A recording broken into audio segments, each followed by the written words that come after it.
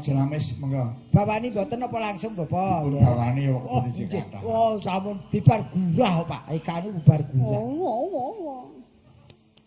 Nggih. Iki bawa Mas Gareng. Duh, Makasih.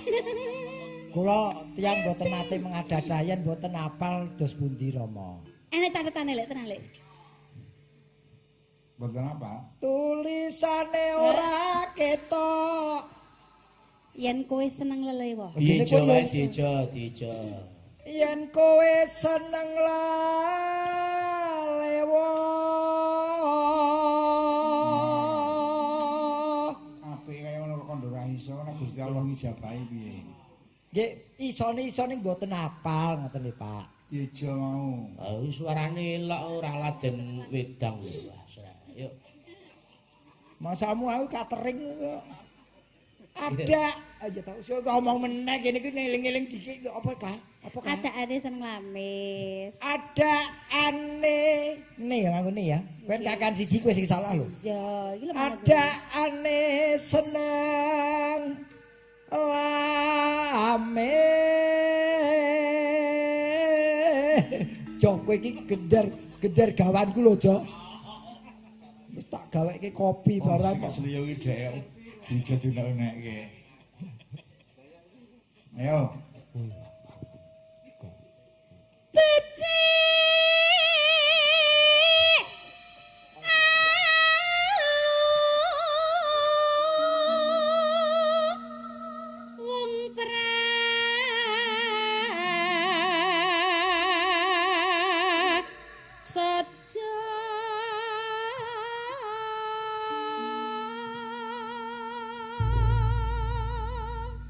Lanjut. Mung weleh. Lanjut. Terus dong. Ubeng ra ngrungokke lanjut ya Mbak Eka.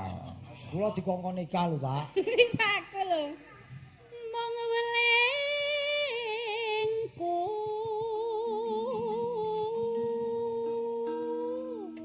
Aja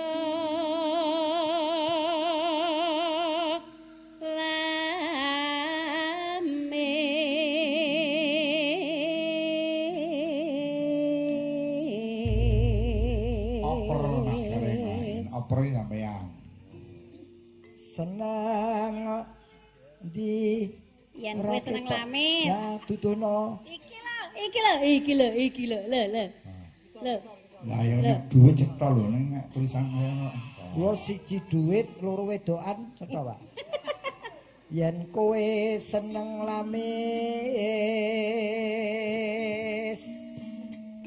gampang kena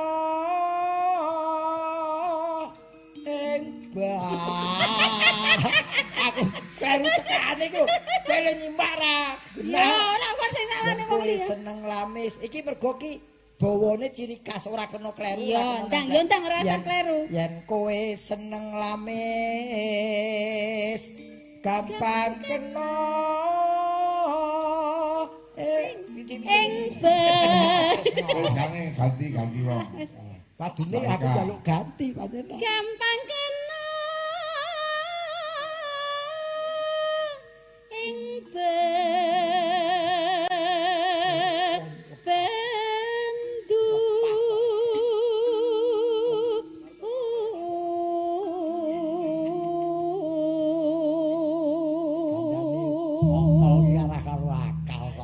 Nenane tumraping seserawungan Mas Gareng.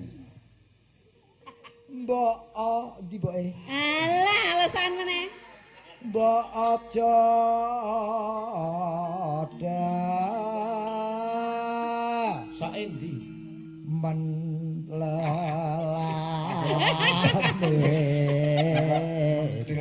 Lho nek tesip. Aku wilangane cocok. iya mbaca sak demen lelamis Ora sak gosok ning lak lelamis. iya jan Aku kok iya mripate nganti mekrok niku lho Bapak mekro apa wong kena keringet dedek kok mekro. oh ndletek ta Kerja keras kok. Sudah ya Mbak Eka. senang lamis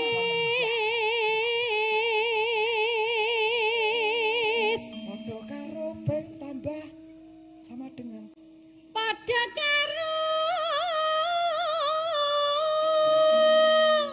demen citra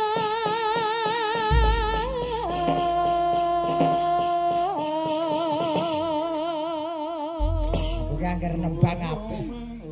Nyanyi nembang apik mesti diganggu ekam.